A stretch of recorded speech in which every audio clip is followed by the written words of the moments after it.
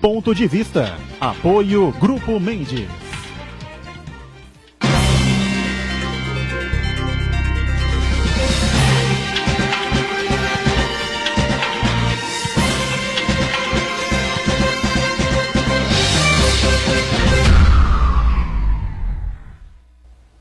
Olá, está começando aqui o nosso Ponto de Vista, sempre aqui na Santa Cecília TV, neste horário da 1h30 da tarde, horário do almoço, tradição da discussão e do debate político, não é? E, claro, sempre os temas importantes que formam a pauta aqui da cidade, da nossa região metropolitana, educação, saúde, meio ambiente, ação social aqui dos municípios, enfim, na segurança pública, todos os temas importantes que você está acostumado a discutir, a debater com a gente aqui, e, claro, os assuntos de interesse nacional também, que ficam se multiplicando aí no dia a dia, sempre com problemas para este governo anêmico, né, do presidente Temer, se é que pode se chamar assim, né, no cargo, ao que parece, até o final do ano. Né? E lembrando que, devagarinho, as coisas vão se normalizando, o abastecimento vai se normalizando em todos os postos aqui da região metropolitana, parece que já está tudo em dia. E, claro, supermercados, farmácias, hospitais, enfim, a vida já voltou ao normal, ainda bem. Lembrando, reprise do Ponto de Vista, também de segunda a sexta aqui na Santa Cecília TV, a partir das 20 horas, 8 da noite. A gente recebe com prazer nesta terça-feira Flávio Jordão, secretário de Desenvolvimento Social aqui da cidade de Santos, que participa aqui conosco do Ponto de Vista. Tudo bem, secretário? Prazer tê-lo a bordo aqui. Tudo ótimo, Buturão. Prazer enorme estar participando aqui mais uma vez do teu programa. Está aqui o Rafa Moreira, cientista político, está o Santana também. Todos os telespectadores aí, um prazer enorme estar aqui.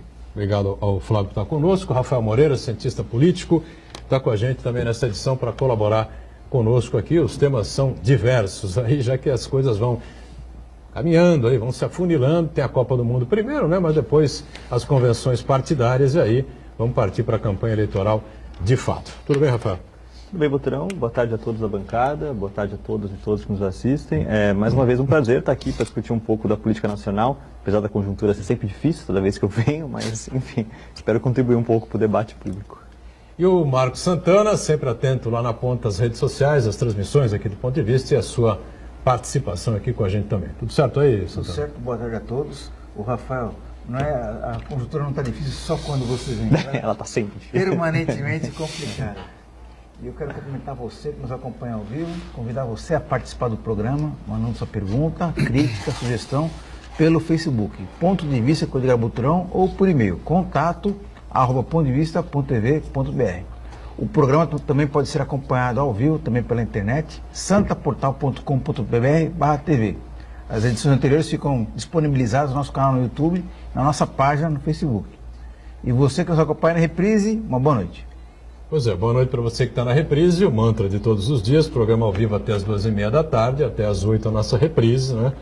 Sei lá o que pode acontecer, né? Mais uma vez, novas informações e novas investigações com o relacionamento aí das empresas portuárias, especialmente Rodrimar e Libra Terminais, com relação ao que teria sido recebido pela empresa do tal Coronel Lima, amigo do presidente Temer, e sim, né? Se isso pode gerar uma nova denúncia da Procuradoria à Câmara Federal, e aí eu não sei se a Câmara segura a denúncia, enfim, sei lá, problemas aí que a gente preferia não estar vivendo, né?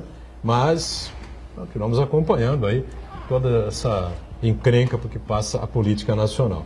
Pesquisas vão se revezando aí, né? Vão se sucedendo aí no cenário político brasileiro, confuso ainda, né? Eu já disse aqui, repito, é muito difícil esse momento para as pesquisas, para os institutos de pesquisa eleitorais do país. Uma série de candidatos estão colocados aí, podem nem disputar a eleição, né? Mas no cenário paulista, nós temos aqui, até o Jornal Tribuna publica hoje, meus caros Flávio e Rafael, o candidato Dória, né? Se é que é candidato mesmo, né? Para o PSDB, ex-prefeito de São Paulo, está na liderança ainda. Instituto Virtude, eu confesso, não conheço o Instituto, mas a pesquisa está registrada, enfim, não é? E já é uma tomada aí de números após a greve dos caminhoneiros e essa atuação importante, né, do governador Márcio França na tentativa de solucionar o problema. Ele quase solucionou tudo, se não fosse os pepinos aí com o governo federal, né? O João Dória aparece com 18%, ele tinha 30%, 28%, 27%, enfim, outros institutos, aparece aqui com 18,2%, Márcio França com 11%, 0,1%. Luiz Marinho cresceu também, vinha na faixa de 3 a 4, 8,5%. E a surpreendente queda, né, ou desabamento, né, do candidato do MDB, o Paulo Scaff, empresário Paulo Scaff, presidente da Fiesp, que aparece com 8,4% das intenções de voto. É mais fácil fazer uma pesquisa eleitoral no estado de São Paulo, em que as coisas estão praticamente definidas aí, né? Candidatos Márcio França, Dória, Scaff, Luiz Marinho, enfim, não vai ter mudança de maior relevância. Enquanto o cenário nacional, eu repito aqui, acho que muita precipitação a se fazer esse tipo de levantamento por enquanto, porque muitos dos candidatos, né, inclusive esse aí, o Prenda e Arrebenta aí, que vem, aparece à frente, né, representa um partido pequenininho, né, que vai ter um tempo mínimo, né, micro, na campanha eleitoral, e a tendência dele é desidratar. Não sei o que você pensa, Flávio, ficou surpreso aí com esses novos números do governo do Estado? Não. E o que você vê com relação a esses levantamentos? Um instituto também, na verdade, que também não conheço, é um instituto novo, não sei se tinha alguma outra pesquisa anterior a essa para ver o crescimento dos candidatos. Foi uma pesquisa encomendada pelo PSB. Agora, de fato, como você colocou, está praticamente definido em São Paulo quem são os candidatos de fato, são esses 4 que vão brigar. O Márcio teve uma atuação muito importante e preponderante aí até para a finalização da greve, então isso, obviamente, ele tinha um número de pessoas que não conheciam. Hoje ele tem aí muito mais, as pessoas conhecem muito mais, e existe aquela questão do potencial de crescimento, de fato, ele tem esse potencial de crescimento, ainda tem muita gente que não conhece, muita gente ainda indecisa, e isso vai fazendo com que as pessoas comecem a optar. Então não foi surpresa nenhuma para mim, acho que de fato pode ter. O que é estranho é essa queda do Scaff, né? Essa queda bem grande ali, ele estava com 18, 19 nas outras. Acho que a gente tem que esperar um pouco aí essas outras pesquisas também, né? Datafolha, Ibope, enfim, que vão apontar, e aí nós vamos conseguir ter uma noção mais clara de que de fato nós temos hoje no cenário do Estado de São Paulo. Acho que vale aguardar um pouco, foi uma pesquisa que, volto a falar, encomendada pelo PSB, pelo partido de quem mais cresceu, mas acho que a gente deve aguardar um pouco mais para ver as outras também e fazer um comparativo. Não tenho dúvida que o Márcio cresceu nesse processo todo. Acho que ele avançou de fato, foi muito importante. Ele conseguiu ser muito mais protagonista do que o governo federal, que tinha todas as ferramentas na mão para poder fazer a diferença nesse momento, mas não teve a habilidade suficiente para poder conduzir a coisa. E o Márcio chamou a responsabilidade, colocou até o Marum dentro do próprio Palácio dos Bandeirantes para poder tentar resolver a questão dessa greve. Então, foi uma atuação realmente muito importante. Diga, Rafael, concorda plenamente aí com... eu concordo bastante com vocês, assim, eu acho que o cenário ainda, a gente tem que ter um certo distanciamento ainda, eu acho, toda vez que a gente pega uma pesquisa como essa, para tentar analisar o cenário eleitoral, porque a gente está no momento ainda de pré-campanha, né, como vocês colocaram, a gente não tem ainda candidaturas, né, a gente tem pré-candidaturas, ainda que aqui, o cenário aqui em São Paulo já tenha caminhado bastante, né, a gente ali tem candidaturas já muito mais consolidadas do que no cenário nacional. Eu ainda assim procuro ter um pouco de distanciamento, né? É de se esperar um certo crescimento do Márcio França pelo papel que ele cumpriu agora na greve, como vocês colocaram, né? Mas também é importante lembrar algumas coisas, né? O PSDB controla o governo do estado aí desde 94, né? Ele tem uma votação grande, historicamente, já há bastante tempo, sobretudo pelo desempenho que o partido tem no interior de São Paulo, né? Lógico, qualquer candidatura para vencer no governo do estado de São Paulo tem que ter uma boa votação na cidade de São Paulo, né? Com um eleitorado gigantesco. Mas você também tem que ter um bom desempenho no interior. E parece que Dória tem conseguido aí, apesar do seu desgaste na capital, né, ele se desgastou muito aí com um mandato extremamente curto na capital de São Paulo. A gente tem visto isso já em índices de rejeição na capital, enfim. Uma das principais bandeiras dele quando foi eleito foi dizer que não ia sair para concorrer ao governo do estado. E isso ficou claro que, né, que não era bem assim, né? Apesar disso, né, todo o marketing que ele tem feito, parece que tem, né, dado ali um certo suporte da candidatura dele no interior de São Paulo. E é ali que tem sustentado o PSDB, né? A gente tem estudos já mostrando, né, que o PMDB no estado de São Paulo era o principal partido aqui, né, predominante, foi o MDB durante a ditadura e depois transferiu-se para o PMDB no período da transição democrática, né? Isso se mantém em 82, com a eleição do Franco Montoro, 86 com o Quercia, depois 90 com o Fleury, se eu não me engano. A partir de 94 o cenário muda, né? O PSDB acaba ocupando esse espaço aqui no estado de São Paulo. E a questão é o quanto que o Dória vai saber capitalizar isso, né? Vai saber ser mais um dos nomes do PSDB que vem para governar o estado de São Paulo, né? Legal, Marcos. Com relação à queda do Paulo Scaff, eu identifico dois fatores principais. Primeiro, apesar das frequentes tentativas do Paulo Scaff de se desvincular do governo Michel Temer, ele é o candidato do governo do MDB no estado de São Paulo. Então, isso aí acaba refletindo a desaprovação da população em relação ao Paulo Scaff, por mais que ele tente se desvincular. E outra coisa é o seguinte, o Paulo Scaff, ele é presidente do sistema S, Sinai, SESI, no estado de São Paulo, e inclusive ele mudou o estatuto 2 vezes para se manter, para permitir a reeleição sucessiva, quer dizer, ele está há mais de 8 anos sendo presidente do Sinai e do SESI, e então ele acabou, inclusive ele está sendo investigado pelo Ministério Público de utilizar a verba de publicidade do Sistema S para se promover, fazer a promoção pessoal dele e tentar fazer uma propaganda eleitoral antecipada. A partir do momento de que essa verba de publicidade, essa ação de marketing se reduziu, a lembrança no nome dele também se reduziu. Isso aí acabou se refletindo na pesquisa. Inclusive, a expectativa agora é com relação a se essa denúncia vai adiante, e isso aí pode ter um claro efeito no seu registro eleitoral. O João Dória virou réu também, né? Por usar a marca Acelera São Paulo em benefício próprio. Né? Não sei até que ponto isso pode atrapalhar a candidatura dele, porque se discute se um réu pode ser candidato a presidente da República. Eu também acho que é discutível se o cara, sendo réu, pode, se bem que o réu não está condenado, evidentemente, né? Agora, impressiona muito, Jordão, essa rejeição enorme, né? O João Dória, quase 60%, não por esse instituto, o Virtude, que a gente repercutiu agora os números que ele mostra, né? Esse levantamento, mas até por pesquisas anteriores, Datafolha, Ibope, gira próximo de 60% na capital, né, Baturão? Assim, na capital, não é no estado, é na capital. Obviamente ele saiu agora, né? Teve essa saída que é ruim, obviamente. Ele se elegeu para ser prefeito, a população, ele se elegeu em primeiro turno, ou seja, uma grande parcela da população cravou essa expectativa nele dele ser um grande prefeito, e por motivos aí alheios a essa questão da prefeitura, ele acabou optando por ser candidato ao governo do estado. Acho que ele é um nome extremamente importante para o partido, tem uma grande condição de ganhar essa eleição também, tem muita chance de ganhar.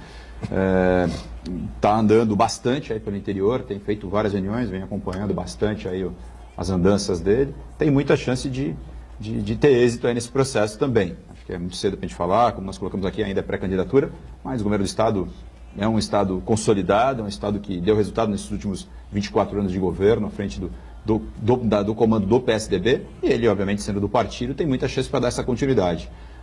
Historicamente, aí, o PSDB no interior é muito forte, enfim, transfere votos para o candidato, e eu acho que tem uma grande, acredito muito que tem que ter uma grande chance. Agora, essa questão aí da rejeição dele, isso também é uma onda, tem que ser, é preocupante, sim, vai bem até um determinado momento, a hora que a coisa se consolida, vai para um segundo turno, é muito complicado a rejeição ser muito grande também, e isso pode migrar para o interior também, quer dizer, se começarem a levantar isso pode acabar atrapalhando também. Por enquanto é uma rejeição maior na capital, que tem um colégio eleitoral extremamente grandioso, né? Talvez 25% aí do estado esteja representado dentro da capital da capital do estado, né? Quer dizer, então eu me preocupo realmente que isso pode afetar os outros municípios. Legal, Santana. O Edgar Buturão, outra coisa que essa pesquisa acaba refletindo é essa intenção de voto manifestada no governador Márcio França, sinaliza que ele rompeu a principal barreira da candidatura dele, que era o quê? Ele se tornar a ser conhecido por grande parte da população do estado de São Paulo. Que na primeira pesquisa, acho que 90% das pessoas disseram que não conheciam quem era Márcio França, né? E no primeiro episódio, aquele que ele condecorou, homenageou a policial militar que matou um bandido, até apesar da polêmica que envolveu aquele aspecto todo, ele acabou se tornando conhecido. E agora a atuação dele nessa crise da paralisação dos caminhoneiros, fez com que ele se tornasse conhecido não só no estado de São Paulo, em âmbito nacional também. Então as pessoas agora realmente sabem quem é Márcio França, e aí cabe agora ao candidato mostrar quais são as suas propostas para ver se ele consegue a aprovação da maior parte da população e conseguir se eleger. O Márcio surpreendeu muita gente, né? Menos aqueles que o conhecem, né? Conheço o Márcio há mais de 20 anos, 20 e poucos anos aí, né? Época de vereador, ainda candidatando-se à prefeitura, uma candidatura a deputado federal que ele acabou perdendo, mas alavancou a campanha para prefeito de São Vicente em 96, que ele foi eleito e assumiu em 97, enfim, e mudou a cara da cidade, enfim, né? E até o astral do Vicentino. Eu canso de repetir aqui, o Vicentino não lacrava carro em São Vicente, amigo. O negócio era pesado, entendeu? Não nascia Vicentino em um determinado momento da história, né? O pessoal vinha ter filho em Santos, as mulheradas vinha ter filho em Santos, nas clínicas em Santos, hospitais aqui de Santos. E a vergonha que o pessoal sentia para não lacrar o carro em São Vicente, quer dizer, era uma coisa absurda, terrível, né? O Márcio mudou aí o astral do Vicentino, né? Porque realmente realizou um governo importante, foi reeleito com 94% dos votos válidos, quer dizer, não é pouca coisa, tá certo? Então, o Márcio é um cara correto, competente, né? É um bom governador. Tenho certeza que quando os eleitores observarem mais, verem mais conhecimento, né, da atuação política do Márcio, eu acho que ele vai crescer e vai disputar, provavelmente com o Dória mesmo, o segundo turno da eleição presidencial. Você ia comentar algumas coisas, assim, esse desconhecimento que o Marco mencionou, que apareceu na campanha anterior, pode tanto jogar a favor quanto contra ele, né? Você ter um eleitorado que não te conhece muito, também pode se refletir numa baixa rejeição, né? Mas isso também pode ter efeito contrário, né? Você estando no cargo de vice-governador do estado por tanto tempo, é de se esperar que minimamente o eleitorado te conhece, né? Sabe da sua origem política e tal. Então, assim, do ponto de vista da candidatura dele, lógico, também é preocupante, assim, né? Esse alto desconhecimento que ele tinha, e ao que parece ele soube capitalizar bem essas crises recentes que a gente tem tido aí de greve dos caminhoneiros, etc. Acho importante mencionar também que o partido que ele faz parte, né, o PSB, vai ter um papel, acho que fundamental aí nessas eleições, tanto aqui no estado de São Paulo quanto em nível nacional, né? O PSB é um partido já que tem uma estrutura nacional, né? Foi fundado lá em 85, é um partido que durante muito tempo orbitava em torno do PT em nível nacional, mas que aqui no estado de São Paulo sempre teve muito atrelado ao PSDB. E o comportamento que o partido vai ter aqui em São Paulo pode ser que condicione a candidatura nacional, a organização da disputa nacional também, né? A gente sabe que disputas estaduais são muitas vezes estruturantes para a disputa nacional, né? Os grandes partidos se reúnem, decidem ali como vai ser feita a coligação em nível nacional, a partir das coligações são feitas em nível estadual. Já tem muito estudo feito sobre isso, assim, tem muita coisa bacana já escrita. Então, o comportamento que o PSB vai ter aqui em São Paulo, né, lançando a candidatura própria do Márcio França, isso já caminha já há algum tempo, vai ser primordial para como vai se estruturar as coligações aí em nível nacional também, né? O PSB, a gente lembra, algumas semanas atrás retirou a candidatura do Joaquim Barbosa, né, que se filiou ao partido, sinalizou como um potencial presidenciável também, exato. Avaliou ali, acho que fez um cálculo político de ver que o momento, claro, favorece outsiders, mas talvez não favorecesse tanto ele, acho que também tinha algumas questões pessoais ali por trás, enfim. Só para reafirmar que o PSB vai ter um papel importante na disputa nacional desse ano e nível nacional também. Agora, o Álvaro Dias, senador Álvaro Dias, do Podemos, participou ontem do programa Roda Viva, né? O Álvaro Dias esteve com a gente aqui, participou do Ponto de Vista também, enfim, aquela história da refundação do país, enfim. Ontem ele teve lá alguns embates com alguns entrevistadores, enfim, né? As coisas que ele já fez, mudanças partidárias, essa coisa, como é que vai refundar, falar é fácil, como é que vai fazer, essa coisa toda que a gente está acostumado, até colocamos para ele aqui também, quando esteve conosco. Em determinado momento, ele fala do Congresso corrupto e do presidente corruptor. Temos um presidente corruptor. E a semana anterior, o Ciro Gomes, né, ele literalmente chamou o Michel Temer de corrupto, né? Eu faço essa pergunta constantemente aqui, tá certo? Mas vamos até que ponto com essa história, Jordão? Você tem uma diferença boa na área política, já está há bastante tempo aí nessa lida, enfim, participou de várias eleições, junto com o prefeito Paulo Alexandre, enfim, né? É possível uma coisa dessas? Os candidatos vão para a televisão dizer que o presidente da República é corrupto? Assim, escancaradamente. Momento difícil, né, Boturão? Do país, né? Um governo sem legitimidade também, um governo extremamente fragilizado, né? Você pega pelas pelos últimos acontecimentos de fato, não soube lidar com as questões, então isso também favorece. O presidente não é candidato a uma reeleição, então isso também está fazendo com que as pessoas ataquem muito. E isso é ruim para o país, né? Quer dizer, o que fica de mensagem para todo mundo é que a política é podre, que não tem solução, né? Quer dizer, e afasta cada vez mais as pessoas do processo eleitoral. Ver isso não tem nada de positivo, nada. Eu acho que, não concordo também, acho que não deveria estar sendo feito dessa forma, mas é triste pelo cenário que nós teremos pela frente, né? Acho complicadíssimo. Vamos para o intervalo, eu quero que o Rafael avalie também essa questão, né? O Santana pode ficar à vontade também, porque, sinceramente, eu já dei minha opinião aqui, né? Minha preferência pessoal seria pela renúncia de Michel Temer. É que se ele renunciar, perde o foro e aí vai para o Moro. Né? Então, não adianta. Todo mundo sabe o que vai acontecer com o Michel Temer. Se ele perder o foro, se ele deixar a presidência da República, ele também sabe, não é nenhum bobo, né? Está articulando até onde pode para ver como é que ele vai salvar a pele dele e de alguns amiguinhos dele que estão no governo na mesma situação que ele, né? Muita gente que passa aqui pelo programa não concorda muito com essa tese, acha que é menos complicado para o país que ele a renúncia, que é melhor que ele vá até o final, menos ruim que ele vá até o final, mas a coisa está explodindo, estourando, rompendo todos os limites do razoável, né? O candidato vai para a televisão, os candidatos vão para a televisão dizer que o presidente da República é um corrupto, é um corruptor, quer dizer, não tem mais limite, então. Um break, voltamos já já.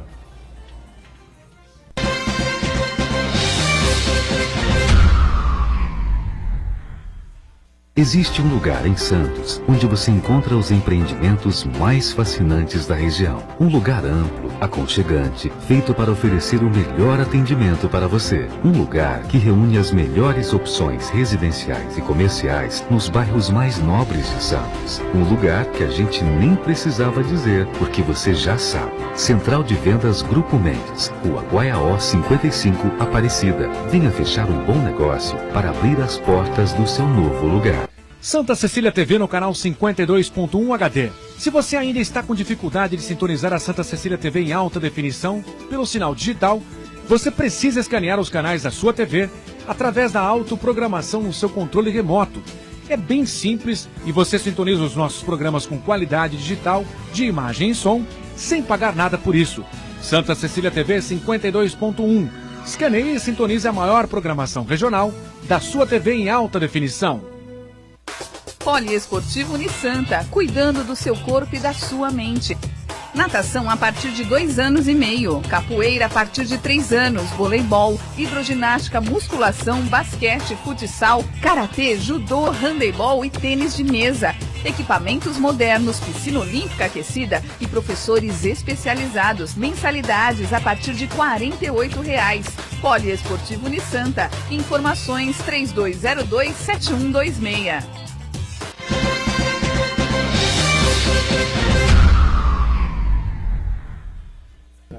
Muito bem, sequência aqui do nosso ponto de vista com o Flávio Jordão, secretário de Desenvolvimento Social de Santos, com o Rafael Moreira, cientista político, Santana, atento às redes sociais, e o que ficou foi a avaliação do Flávio Jordão em cima dessa colocação que eu fiz, né, os 2 últimos candidatos à presidência da República. O Santana me lembrou bem aqui, o Ciro Gomes, na segunda-feira passada, não ontem, né, disse que Michel Temer é um escroque, né, e ontem vem o senador Álvaro Dias, também candidato a presidente pelo Podemos, dizendo que o Congresso é corrupto e o presidente da República é corruptor.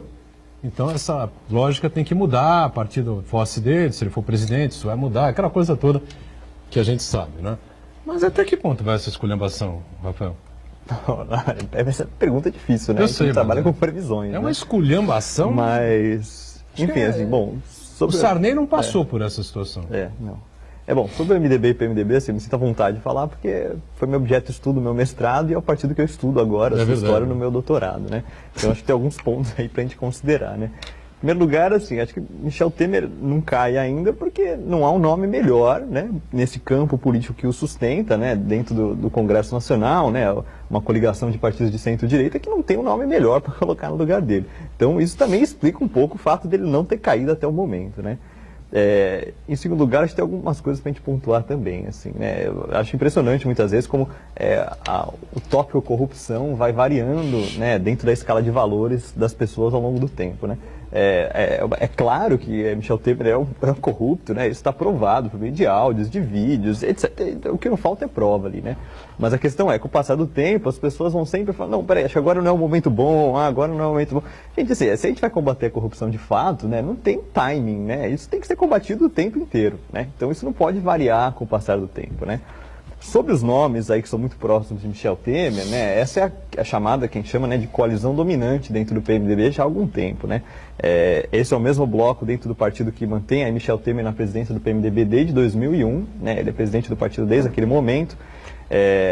Essa cúpula aí se mantém com uma série de estratégias internas ali dentro do partido, que é o que eu tenho tentado entender até no meu doutorado.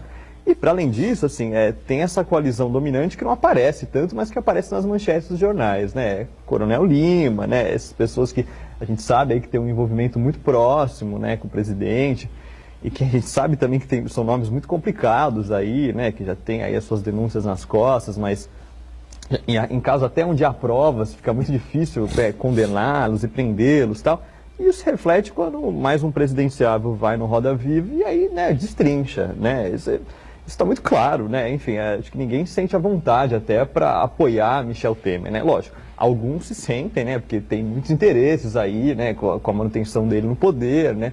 A gente sabe que está tendo uma série de costuras aí também já nos bastidores da política de Brasília para ver onde ele vai depois do final do mandato dele, né? Se ele vai para alguma embaixada, se ele vai assumir alguma secretaria em algum governo do estado onde o PMDB vença, se ele vai assumir algum ministério, que eu acho muito difícil, independente da coalizão que ganhar. Enfim, mas já se tem essa costura rolando nos bastidores, porque sabe-se justamente isso que você coloca, Boturão, né? A partir do momento que ele renuncia, ele, né, tá passível aí de ser processado e preso praticamente no dia seguinte, porque prova que não falta, né? A questão no Brasil Tem uma vacância do cargo, as pessoas precisam lembrar disso, né? Exato, a questão no 0 Brasil... hora do dia 31 de dezembro até as 17 horas do dia 1º de janeiro, o cargo é vago. Ele tem um timing ali, né? Exato, a questão é assim, né? No Brasil nunca foi muito bem prova pode usar a pessoa, isso, né? sei lá, não sei. Mas qual é o risco, né? Mas é o que eu digo, assim, a questão no Brasil muitas vezes não é a prova que condena a pessoa, né? Porque para Michel Temer, prova é o que não falta, né? E para alguns casos a gente sabe que provas são muito bem mas a Câmara não aceitou, construídas. Né, Exato, justamente, assim, não é prova que condena, né? Porque ali há excesso até de provas, né? As denúncias, né, não foram aceitas pelo Congresso, mas o que não falta é prova, né? Então, mais uma vez, não é muito bem a prova que condena ou não alguém, né, no Brasil. Fernando Henrique Cardoso, a variar, né, entra em cena e quer aproximar Marina Silva de Geraldo Alckmin, o PSDB de Marina, enfim, né, e acha que pode trazer aí o centro mais progressista, né, vamos dizer assim, né, para definir uma candidatura e evitar que os polos aí, né, acabem disputando o segundo turno. Você acha que há uma possibilidade disso acontecer, Jornal? Nenhuma, é impossível isso acontecer. Acho que não existe essa possibilidade. Acho que tem outros candidatos, pré-candidatos aí, que tem um perfil muito mais próximo do PSDB para trazer. Acho que a Marina não.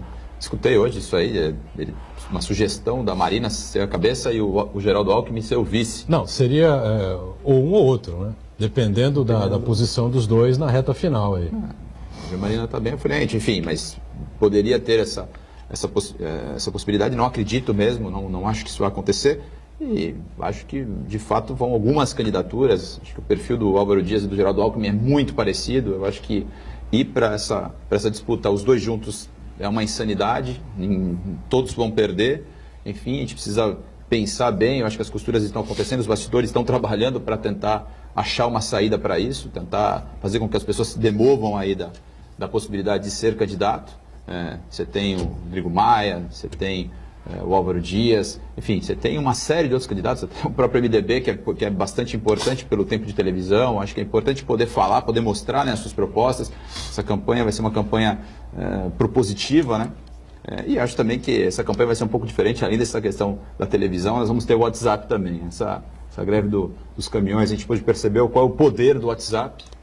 A gente sabe que o alcance é enorme, tem uma quantidade de mensagens distribuídas por segundo astronômica no mundo, mais de 38 milhões. Eu recebi até outro dia uma informação de quantas mensagens rodam, muito maior do que 38 vezes maior do que Facebook, do que qualquer outra coisa. Então a mensagem ela dispara muito grande, muito facilmente, e isso obviamente vai também fortalecer muitos candidatos que utilizam essa ferramenta para para poder fazer essas campanhas. Até aqueles que não têm tanto tempo de televisão assim, como a gente colocou aqui o próprio Bolsonaro.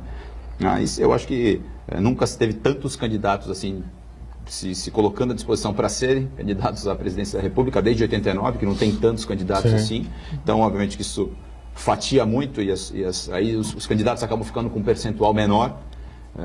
Então, por isso, que até outro dia saiu uma matéria dizendo que o PSDB, o Geraldo Alckmin, desde de 89, é a menor percentual na pesquisa naquele exato momento. De fato, isso acontece porque tem muitos candidatos, então a gente precisa trazer, consolidar esse centro e aí ter um candidato único, definindo quem é essa melhor opção, para poder sair e ter chance de se eleger. E acho que o Geraldo Alckmin é o melhor nome para essa função hoje. Eu também aposto, acho que o Geraldo é um candidato mais qualificado, né, para assumir uma situação em que o país vive. Mas eu acho que a aproximação com a Marina não seria uma ideia ruim, não, entendeu? Agora... Eu só acho que assim, só para completar... Não, você está colocando como se o Geraldo fosse de vice da Marina. Não é bem assim que está colocada a coisa. Então, mas acho que assim, essa aproximação é complicada. Eu não acredito muito nessa...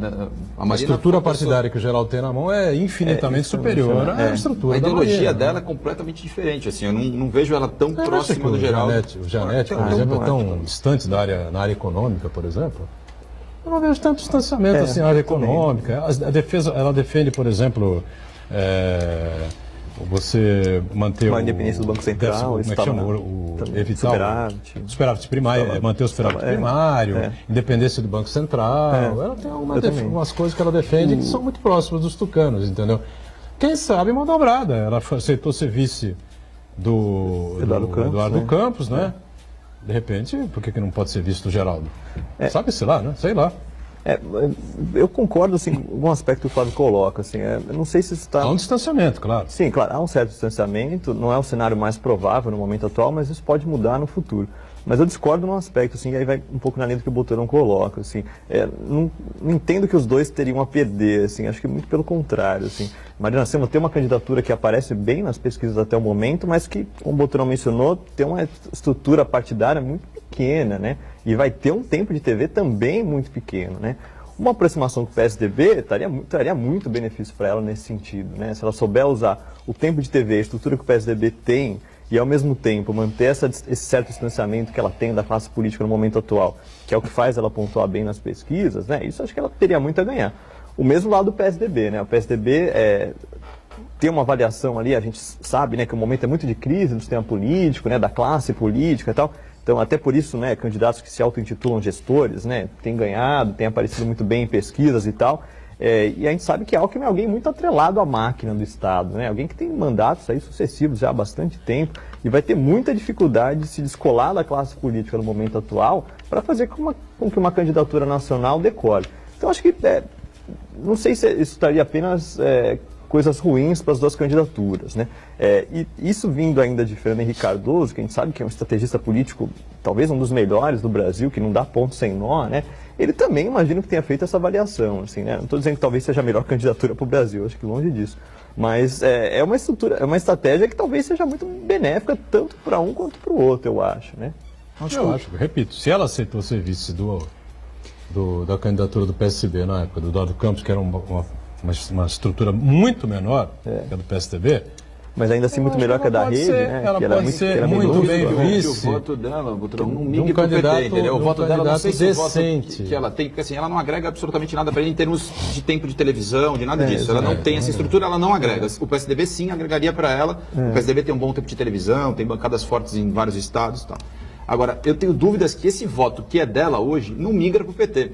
E não vá para o Alckmin. Tem um aspecto importante aí, quando a gente fala de uma campanha nacional, é fundamental a costura de alianças. Eu acho que o principal desafio do Geraldo Alckmin nesse momento é fazer uma costura forte nas regiões norte e nordeste do Brasil, né, que são redutos onde ela tem penetração, que tradicionalmente são redutos mais alinhados ao voto dito de esquerda, né, mas o PT, o PSB de Pernambuco é muito forte, ele irradia esse poder por outros estados também. Então, a grande dificuldade do Geraldo Alckmin é fincar uma estrutura importante nas regiões norte e nordeste. E outra coisa, é inimaginável que no estado de São Paulo o Geraldo não bateu uma votação avassaladora. sabe? Não é possível que as pessoas acreditem que Bolsonaro vai ser líder da eleição estadual, nacional no estado de São Paulo com um partidinho pequenininho, com tempo de TV mínimo, entendeu? Ele vai desidratar naturalmente, o Geraldo vai despontar fortemente, a Marina poderia dar a ele esse suporte. Agora, evidentemente que isso é uma conversa para mais de metro, a Marina é candidata a presidente mesmo, enfim, não sei. Bom, Flávio Jordão, é que estamos aí, a atuação frente à secretaria, né? É uma situação difícil, a gente sabe, né? Há uma cobrança muito forte, já discutimos aqui, com relação principalmente aos moradores de rua, né? As pessoas que têm essa dificuldade, né? Estão fora das suas casas, suas residências, algumas não aceitam o auxílio da prefeitura, os abrigos, enfim, né? Eu tenho a impressão que essa época do ano, né, com as temperaturas mais baixas, enfim, né? A prefeitura tenha menos dificuldade, a secretaria tenha menos dificuldade para levar essas pessoas para os abrigos. Eu estou enganado? Não, de fato, existe. Nós temos até abrigos preparados justamente para o inverno, né? Esse inverno até promete ser um dos mais rigorosos que nós teremos nos últimos anos. Em São Paulo morreram duas pessoas em situação de rua aí recentemente, até bem antes até do inverno chegar. Então, extremamente preocupante. Estou até preparando algumas campanhas aí para que a gente possa criar uma estrutura diferente, até de abordagem mesmo. Quero colocar umas equipes de stand-by para poder fazer esse encaminhamento numa determinada temperatura da noite, se chegar a 10 graus, enfim, a gente sair para as ruas com mais equipes para poder atender mais pessoas nas ruas, para levar para os abrigos, enfim. Mas é uma situação, de fato, complexa, né? Dependência química muito grande, pessoas com transtornos mentais, não existe a condição de levar de forma coercitiva, no convencimento, então existe toda essa dificuldade. Apontou aí no último censo, nós tivemos um censo de 2013, que apontou 800 pessoas praticamente nas ruas de Santos, 85% dessas pessoas em drogadição. Nós temos equipamentos para poder receber essas pessoas e a gente vai fazer aí um trabalho de fato para que a gente possa levar. Estamos fechando agora, assinamos em breve aí nos próximos dias aí uma parceria com a Unifesp para fazer um censo a custo zero para a prefeitura. Vai ser muito importante porque nós vamos fazer uma pesquisa muito ampla, vai ser um ano de trabalho, então vai ser não só os dados quantitativos, mas teremos também uma pesquisa qualitativa super importante, capacitações para os nossos servidores, vai ter uma divulgação de um livro, daqui a um ano, depois que finalizar e completar um ano, nós teremos um livro, né, uma publicação com todo esse retrato, né, estudando de fato esse fenômeno que hoje acontece e que é histórico, é mundial. Ele acontece já há muitos, desde a Idade Média que se tem população em situação de rua, que a gente precisa de fato trabalhar arduamente para conseguir minimizar. Eu tenho feito algumas campanhas tentando envolver a sociedade nesse processo, fundamental que a sociedade também participe, possa entender qual é o seu papel dentro desse cenário, justamente para ajudar também a prefeitura a lidar com esse fenômeno. Esse fenômeno ele é complexo, mas ele tem também condições de ser amenizado.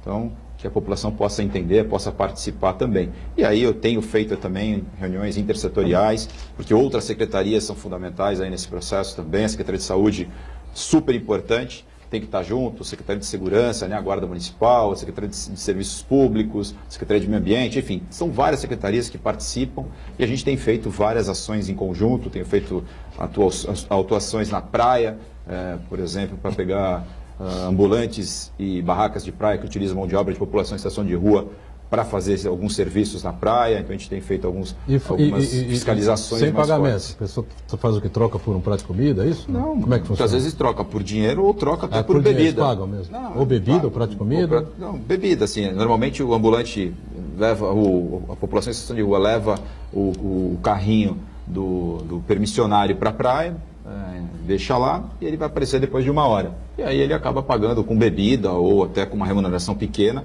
mas não se pode fazer isso. Você tem as pessoas cadastradas no carrinho, ou seja, não é permitido que seja feito dessa forma e a gente tem coibido isso. Temos ido toda semana na praia com um grande efetivo justamente para poder coibir esse tipo de coisa. Temos tentado conscientizar as pessoas. No primeiro momento estamos indo para conscientização e tal, e alguns que resistem a essa conscientização, a gente acaba autuando. Isso pode ser considerado exploração de trabalho ou não? Não sei se prestando trabalho, está irregular. A legislação não permite que eles façam dessa forma. Eles têm as pessoas cadastradas para fazer o trabalho dentro daquele carrinho. Às vezes tem aquela coisa, o cara pede, pô, me ajuda aí e tal, não sei o quê, o cara fala, pô, não vou te dar nada. No Brasil hoje em dia. Não vou te dar nada. É difícil, mas tô falando, não, leva o teu carrinho, posso levar o teu carrinho. O que gera a cronificação dessas pessoas na rua justamente é esse tipo de atitude. Por exemplo, da comida, as entidades que muitas vezes dão comida na rua, o chuveiro da praia. Tem uma série de questões que acabam fazendo com que essas pessoas elas se cronifiquem e fiquem na praia. Acho que o clima da cidade, enfim, a população extremamente solidária, né, terra da caridade, enfim, toda essa situação toda é complicada. Por isso que nós estamos criando alguns outros situações para que a população possa utilizar os nossos equipamentos públicos, por exemplo, para servir essa janta para a população em situação de rua. Que leve para dentro dos nossos equipamentos, porque aí essa pessoa já vai estar lá, nós vamos ter uma equipe técnica para fazer essa abordagem junto, nós vamos ter um equipamento para encaminhar essas pessoas, e aí sim você faz o serviço completo. Agora, fazer aleatoriamente, e eu tenho certeza que é com a melhor das intenções, as pessoas fazem porque estão fazendo caridade, obviamente, e a gente aí não está pedindo para que não faça. Estamos falando, não deixa de doar, doa com a gente, vem fazer em parceria com a prefeitura. Esse é o ponto mais importante dessa história. O Rafael quer fazer uma colocação, mas nós estamos em cima do bloco aqui. Vamos para um rápido intervalo e voltamos a tratar desse assunto importante, né, da área social aqui da cidade. Já, já.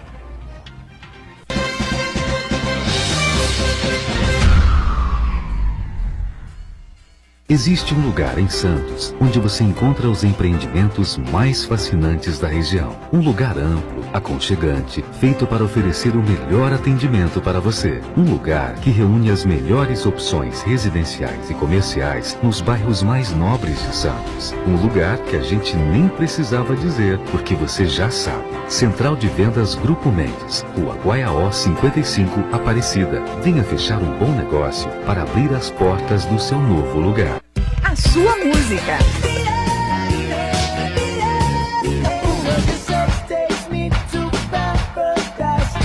A sua notícia. 107,7 Notícias.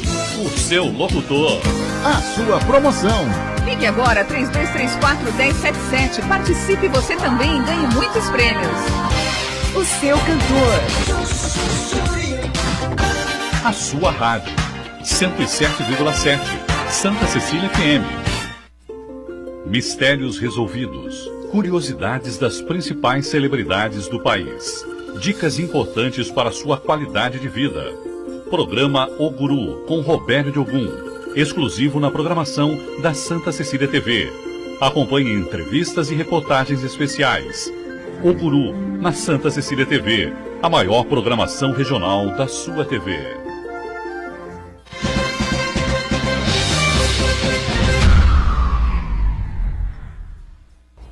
Muito bem, de volta, o secretário Flávio Jordão explicando aqui a dificuldade, né, e os programas que a Prefeitura tem colocado em prática com relação ao problema, de dificuldade, ao drama, né, as pessoas que vivem pelas ruas aqui da cidade de Santos, especificamente, né, e o Rafael tinha aqui uma colocação a fazer, pois não? Você ia colocar algumas coisas até para contribuir para o debate, né, como o próprio Flávio colocou, assim, o problema da população em situação de rua é bastante complexo e requer uma série de soluções, né? Não vai ser simplesmente batendo naquelas pessoas que você vai tirar elas da rua, né?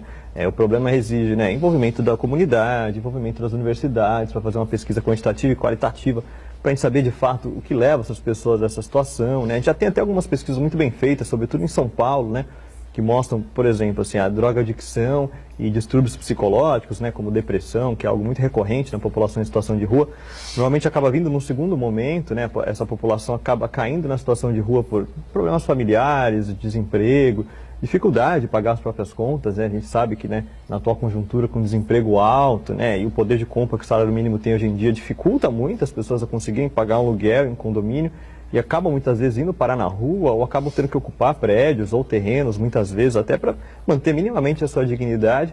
E no segundo momento acaba vindo, né, a depressão de fato, a drogadicção. Você muitas vezes tem que apelar, né, como a gente está mencionando, né, para, enfim, para o álcool, para se manter minimamente, né, numa condição aquecida durante as noites de inverno. Então a gente sabe que o problema é complexo.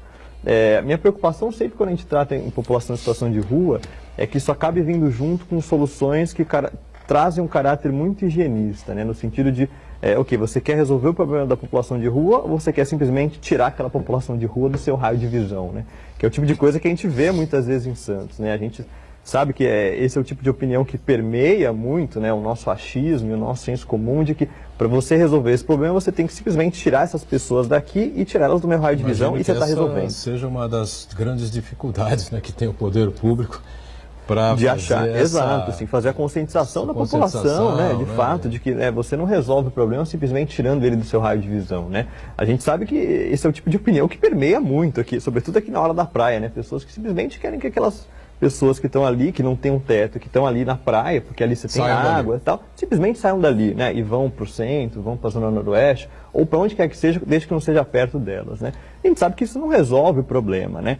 Para além disso, tem problemas mais específicos da nossa cidade, né? A gente tem um déficit habitacional muito grande aqui na cidade, né? A gente sabe, tem dados já sobre isso, né? Isso leva muitas vezes uma parte dessa população em situação de rua ou que vive em moradias precárias no centro. Ali a gente tem uma proliferação de cortiços, né? Nem gosto muito de usar esse termo, mas a gente tem uma série de cortiços ali na região central, na região do mercado, né? Que são pessoas que já vivem em condições muito degradantes e que, para sair dali para uma condição minimamente melhor, acabam ocupando terrenos, ocupando prédios e tal. E muitas vezes é até legítimo que façam isso, né? Porque é um direito, né? Está no artigo lá na Constituição, né? A propriedade tem que cumprir uma função social, se ela não cumpre, ela tem que ser usada de alguma forma, né? Então é legítimo que essas pessoas tentem encontrar uma maneira de viver com dignidade, uma dignidade que, né, todos nós aqui temos, né? Todos nós temos o nosso teto, né? Sobretudo no inverno, né? Que a gente sabe que é difícil, né? Você imagina alguém dormindo na rua nessa última noite aqui em Santos, né? Chovendo, com frio, né? Você imagina uma pessoa que tem que passar a noite na rua, né? A gente está muito bem em casa, né? Essa é uma das dificuldades da prefeitura, Flávio, para poder arregimentar aí, fazer com que as pessoas entendam o que é preciso ser feito, não o imediatismo que muita gente entende que seja o melhor. Eu tenho andado em alguns bairros aí, tenho conversado, fizemos a Pompeia lá, fui conversar um pouco com a sociedade lá, foi a Sociedade de Melhoramento, né, o presidente lá da Sociedade de Melhoramento, o Caculé, acabou organizando uma reunião, tinha quase 100 pessoas nessa reunião, foi muito interessante. Fui o ouvidor, enfim, tinha a Guarda Municipal, tinha a Polícia Militar, enfim, tinha várias pessoas. E ali é um bairro de classe média alta, você tem ali uma igreja, né, que incentiva a caridade a todo momento, você tem um comércio muito forte hoje na Pompeia, então, obviamente que faz com que essas pessoas estejam naquele local. E aí começou uma reação da população muito higienista, muito, tem que tirar, porque eu vejo, porque acontece isso, acontece aquilo. Esquece, não existe essa possibilidade, nós não vamos fazer esse trabalho nunca. Primeiro que não é permitido, segundo que nós temos que ser solidários a essas pessoas, nós temos que trabalhar para poder ajudá-las a sair dessa condição vulnerável. Então, eu comecei a falar, a envolver a sociedade, a falar para eles o papel de cada um, e foi muito interessante porque começou a reverter. E aí eles começaram a se posicionar, nossa, realmente eu vejo, a senhora dá comida, a outra faz não sei o quê, tem um que fica parado, ele recebe muito dinheiro da população, isso acaba cronificando. O padre, me parece que toda quinta-feira, ele doa roupa para a população em situação de rua. Até falei para ele, padre, ele estava na mesa, até eu falei, padre, por que o senhor não faz diferente? Por que o senhor não encaminha essas pessoas para retirar essas roupas lá no nosso abrigo?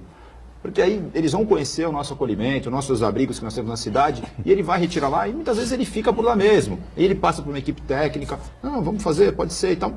Enfim, eu acho que nós temos que orientar e conscientizar as pessoas que esse trabalho tem que ser feito em parceria. Se for feito em parceria, tenho certeza que nós teremos resultados mais eficazes.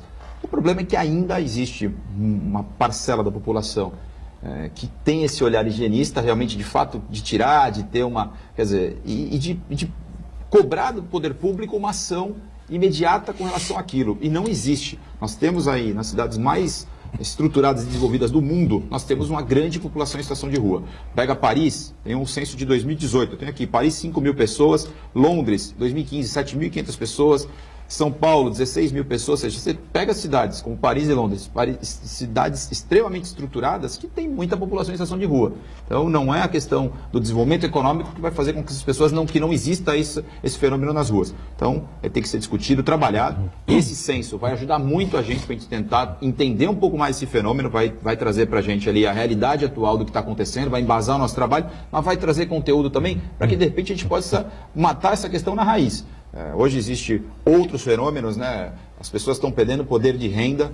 Você pega um idoso que tem um BPC, que é um benefício de prestação continuada, ganha um salário mínimo. Ele muitas vezes mora num quarto. Ele paga num quarto aí no mínimo 600, 700 reais. Não dá, né? Ele tem um recurso pequeno para se alimentar. Daqui a pouco o banco vai incentivar ele a fazer um empréstimo. Acabou, ele começa a perder poder de renda, ele vai parar na rua. Ou seja, então você tem. E aí ele vai procurar o CRAS, ele vai já vai ser referenciado naquele caso, vai procurar uma ajuda e não tem. Ele não é uma população em situação de rua, mas está prestes a se tornar.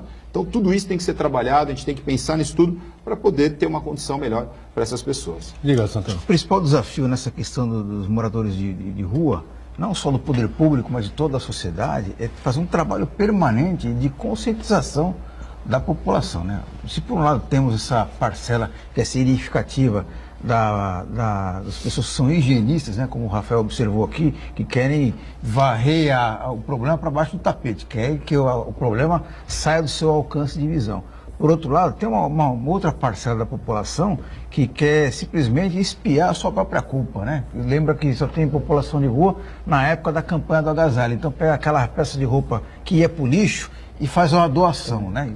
Já fiz a minha parte, para mim é isso aqui que eu posso colaborar. Tem outra parte também da população que realmente quer contribuir para resolver esse problema, mas não faz da maneira mais adequada, né? Que no outro programa aqui, o Flávio, a gente lembrou daquelas pessoas que distribuem sopa, distribuem alimento na rua, mas de um modo muito desconexo, desordenado, apesar das boas intenções, de um modo desconexo. Então é importante fazer um trabalho permanente, não só durante o inverno que a situação fica mais adversa, mas durante o ano inteiro, para ver que tipo de contribuição a pessoa de um modo individual ou reunida em entidades pode dar para resolver a questão desses moradores de rua. Especialmente a questão da esmola, né?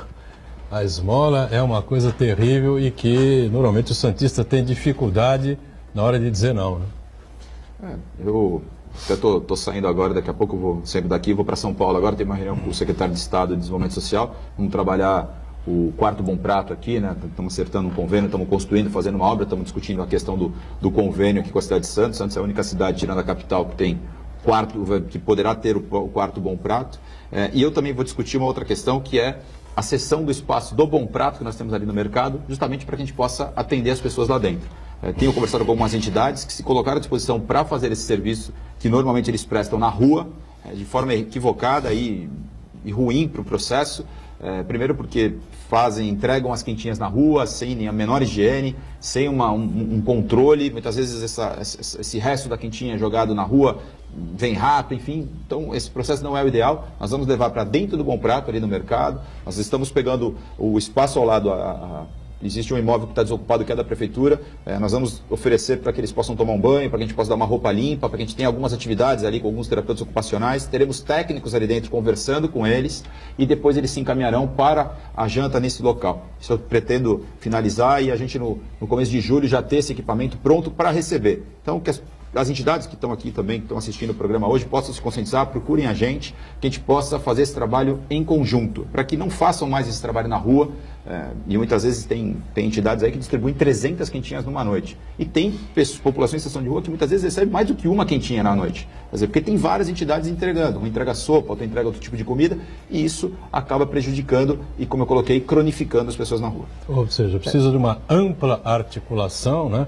Mas em torno daquilo que a prefeitura organiza, né? E aí as pessoas, né, se espalham fazendo essa atuação importante por toda a cidade. Eu ia bem nessa linha, assim, o que falta muitas vezes é articulação, né, entre essas várias iniciativas, entre essas várias pessoas, né, etc. E o que falta também muitas vezes, a gente sabe, é ouvir essa população em situação de rua e deixar elas próprias dizerem quais são as demandas delas, né? A gente muitas vezes, como você mencionou, assim, a gente tem relatos de pessoas que recebem 3 refeições, né, na mesma noite e que muitas vezes não tem um cobertor para dormir. Então, acho que cabe tanto ao poder público, né, quanto à população, de maneira organizada ou não, ouvir essas pessoas, né? Se tiver a oportunidade de conversar com elas, ouvir o que ela tem a dizer, o que poderia... Ninguém melhor do que a própria pessoa para dizer o que pode ser melhor para ela, né? Então você ouvir essa pessoa... Só com os especialistas, né? Sim, exato. Pessoas preparadas para isso, porque muitos deles são extremamente arredios. Sim, e isso vem muito por meio de pesquisa, né? Uma pesquisa quantitativa e qualitativa que vai revelar quais são as demandas dessa população. Assim, a ideia da Unifesp e da gente, né, vai ser feita a várias mãos. Então vai ter o poder público participando diretamente, vai ter a Unifesp participando com o corpo técnico e vai ter a sociedade civil e vai ter população em situação de rua. Isso é fundamental. Alguns que já saíram das ruas, outros que ainda estão em condição de participar desse processo, porque essa pesquisa de campo acontecerá só em setembro. Então nós vamos ter agora de junho até setembro para preparar, para planejar essa ação. Então vai ser feito em conjunto e aí vai ter o pós também, pesquisa com a tabulação, enfim, com a pesquisa de dados e aí sim trabalhando em conjunto com rodas de conversa, com grupos de acolhida para poder conversar sobre esse assunto. Só ainda sobre essa questão, assim, tem um mini documentário muito bacana feito por um diretor aqui de Santos, que é até conhecido meu, Dino Menezes, que chama Nós da Rua. Ele foi fazer justamente isso, ele deu voz à população de rua, assim, né? Ele fez uma homenagem ao Glauber Rocha, enfim, foi atrás dessas pessoas que estavam se mobilizando ali numa manifestação faz uns 2, 3 anos, se eu não me engano, que acaba até dentro da própria Unifesp, até, foi muito bacana. E é um curta-metragem muito legal que, enfim, dá voz a essa população, deixa elas dizerem quais são as demandas dela. Então até sugiro, para quem estiver assistindo, procure. Se eu não me engano, está disponível no YouTube, é Nós da Rua, é fácil acesso, enfim, é muito bacana e fica a sugestão. Mudando um pouco de assunto, registrar uma sugestão do Uriel Vilas Boas. Ele convida todos a participar hoje de uma palestra às 17 horas no Sindicato dos Petroleiros, do economista e jornalista Paulo Henrique Amorim e do ex-diretor da Petrobras, Guilherme Estrela. Guilherme Estrela é um geólogo que foi um dos grandes responsáveis pela descoberta das reservas do pré-sal. Numa época, década de 70, começo da década de 80, que ninguém acreditava nas reservas do pré-sal. Ele, através da sua equipe de geólogos e engenheiros da Petrobras, ele descobriu a potencialidade e a possibilidade de exploração do pré-sal. Então ele vai falar hoje sobre a situação financeira da Petrobras e também sobre esse cenário envolvendo a crise dos abastecimentos. Paulo Henrique Amorim vai atacar a Rede Globo, atacar a Miriam Leitão, atacar a família Marinho. Não que ele não tenha algumas razões, certo? Mas já virou... Veja bem, quando você bate muito forte numa determinada tecla, entendeu? A coisa acaba ficando um pouco repetitiva demais, entendeu? Todos os vídeos que eu vejo do Paulo Amorim são ataques flagrantes a Miriam Leitão, não é? E a Rede Globo de televisão. Só que eu esqueci um pouquinho. Ele se notabilizou, não é? Ele ficou conhecido nacionalmente como jornalista da área econômica. Em que emissora? Na Band? Na Record? Na Jovem Pan? Não foi, pô. Foi na Globo, não é? E acabou sendo demitido da emissora. O Jomir Betting também saiu naquele período pós-Collor, enfim. Então, eu acho assim uma coisa meio complicada você ficar cuspindo no prato que comeu, tá certo? Você atuou na casa lá durante muito tempo. É um cara inteligente, preparado, jornalista destacado aí do time. Eu não sei nem se ele continuou na Record. Ele estava na Record uma época. Continuou na Record, né? Record, eu acho. Ele tem esse... Tem um programa de domingo, né? Espetacular. Domingo Espetacular ele continua fazendo? Acho que sim, se eu não me engano. Eu para TV aberta, sinceramente... Ele não estava nesse último final de semana, não sei se ele... Ele não estava? Não. Eu não sei se ele continuou na Record ou se ele acabou deixando a emissora, mas... Quem quiser assistir, evidentemente, é importante, é interessante e tal, mas é uma palestra totalmente à esquerda, precisa você ter esse filtro aí, né?